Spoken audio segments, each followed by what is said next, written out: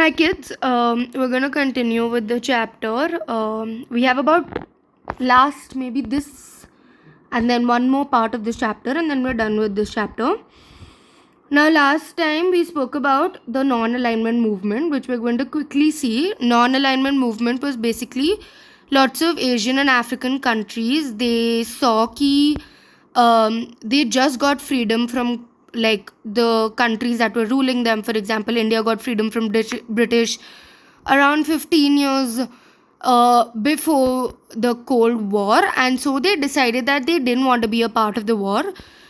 They decided that they wanted to stay non-aligned to this war, and some of the leaders who were a part of or who started the non-alignment movement, we spoke about them last time, and I told you they were very very important names, which are basically India's prime minister Jawaharlal Nehru, president of Yugoslavia Marshal Tito, president of Egypt Gamal Abdel Nasser, president of Indonesia Dr. Sukarno, and prime minister of Ghana Dr. Kwame Nkrumah. Okay, now these were the people who started this movement. What we're going to do today is, this is our objective. We are going to evaluate this non-alignment movement, which means we're going to see ki was this a good movement or was it not a very good movement, and we have to understand the reasons for the end of the Cold War. Now, Cold War ended after 45 years. We're going to see why it ended. Okay. Now, evaluation of the non-alignment movement. The non-aligned alignment, sorry, I'll make that change, movement is based on principles of humanism, global peace and equality, which means कि ये non-alignment movement का principle क्या था? Why did we have this non-alignment movement? Because these countries that were a part of this movement, they believed कि humans were very very important. It was important to be good to other human beings. We shouldn't put the people of different countries through the kind of mental trauma that they would have to see if their families were dying or their properties were getting destructed. Global peace, which means पूरे world में peace was needed so that we could live in harmony, so we could work towards building our countries, and equality. It has inspired the less developed countries to come together, which means अभी तक जो less developed countries थी, for example even India at that time and a lot of other countries, at this time when the non-alignment movement came, it became very very important because countries like us, we just got freedom. We weren't confident कि हम कुछ कर सकते थे, but this non-alignment movement gave us that space that all these less developed countries, we could come together, we could talk about things, we could talk about what was really important for our countries, right? So it encouraged the resolution of international disputes by peaceful means, which means that the non-alignment movement, it encouraged people कि यार झगड़ा है but या problems है, we don't have to go on war for that. We can talk about it. We can talk about it on an international level. The two countries or the nations that are involved, we can talk about it, and we can just sort out whatever the issue is.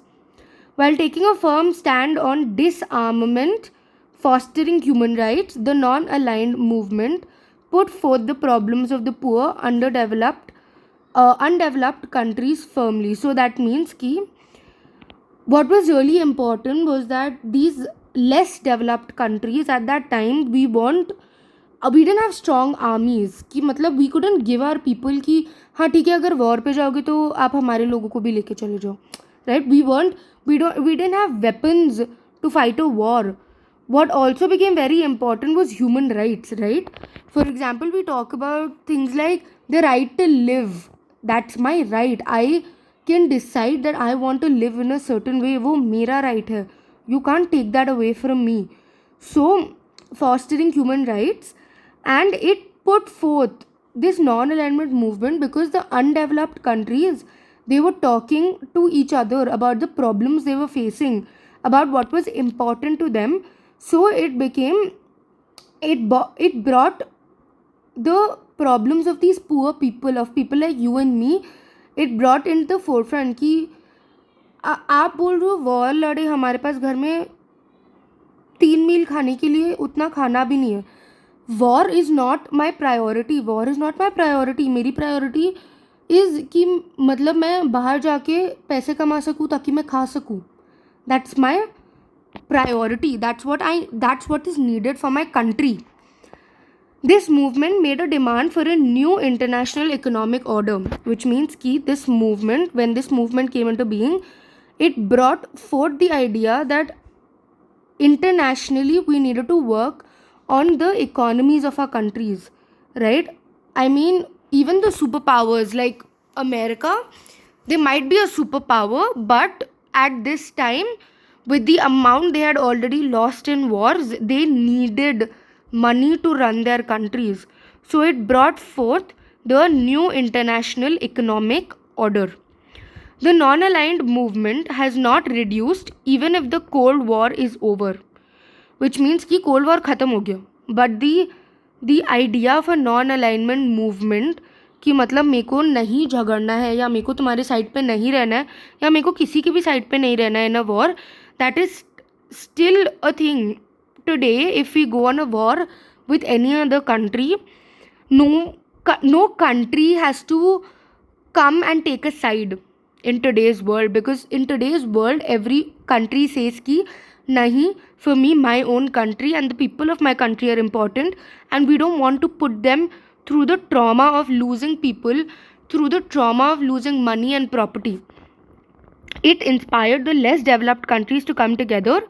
It brought several new streams of economic and social changes into international politics, and it gave these countries the confidence to assert themselves with self-respect. It has given, the non-alignment movement has given countries like ours a confidence कि I can respect myself, I can respect my own country and say no. It's very, very important कि I can take a decision based on what is good or what is not good for my country.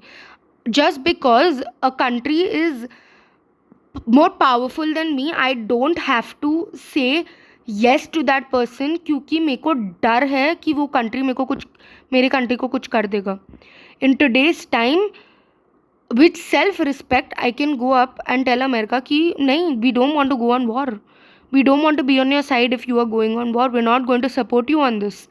And America or any other country for that matter cannot do anything to you or cannot say anything to you. End of the Cold War, okay? After 45 years of tensions in the world, the Cold War finally ended. Some of these important reasons are: the Soviet Union adopted the policy of opening up the economy. The state loosened up its control of the economy. Now, before this, the Soviet Union, they had a very, very strict economy. Matlab, they wanted to do everything on their own. They wanted to make their own money on their own terms. Matlab, if you go and tell them कि listen, हम तुम्हें कुछ दे रहे हैं, you have to give us something back, that was not it. उनके हिसाब से जो उनके लिए करेक्ट है वो वैसे ही होगा. So now, after the end of the Cold War, the Soviet Union, they adopted the policy of opening up the economy. They started losing the control. Matlab, they started distributing the work of economy into other departments of or people in the country. The then president of Soviet Union, Mikhail Gorbachev, implemented the policies of restructuring and openness. Due to these policies, the control over the media reduced. Important changes took place in political and economic spheres. That is, these spheres were restructured.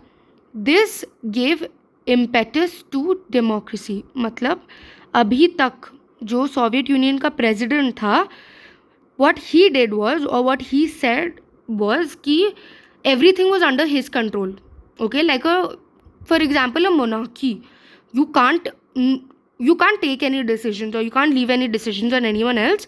मैं हूँ supreme power, मैं हूँ सबसे बड़ा power, so I will take all decisions. However, after this president started restructuring the way that the country would work. Restructure matlab the new ways of the way the country would work.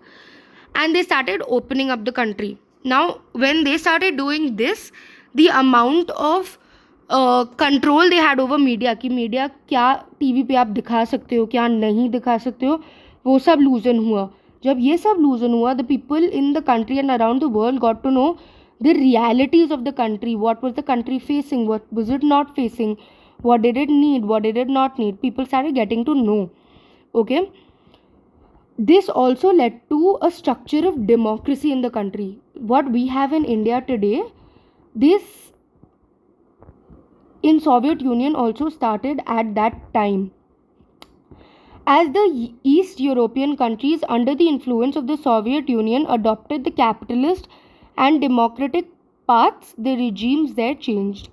So East Europe में there were lots of countries जो Soviet Union के under में, मतलब वो पहले एकदम अपना economy was जैसे सोवियत यूनियन चला रहा था. बट जब सोवियत यूनियन ने ये सब खोला, they started opening up the country to democracy and capitalism. Capitalism मतलब where money is given a lot of importance. Earning money is very, very important in the country. So when Soviet Union started doing this, a lot of European countries also started doing the same thing. The Soviet Union disintegrated and several new nations were created out of it. We already saw, I think 2 classes before this, I had put a map. I'll also add the map. I forgot to add it over here. I'll add one map in the next slide from the this that I'll send to you, this PDF. Now, Soviet Union was very big. However, jab they started opening up the economy, they started opening up the country, a lot of the entire Soviet Union, today there is no Soviet Union. Soviet Union आपने सुना भी नहीं होगा अब. But in place of Soviet Union, there are a lot of new countries, new nations, छोटे nations have been formed or have been created out of Soviet Union, जिसमें से Russia was the biggest country. मतलब सबसे बड़ा country Soviet union में Russia है in today's world. I will add one picture of the map of the Soviet Union versus what it looks like today.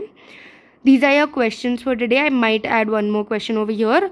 However, you're going to do all of these questions along when I send you the PDF.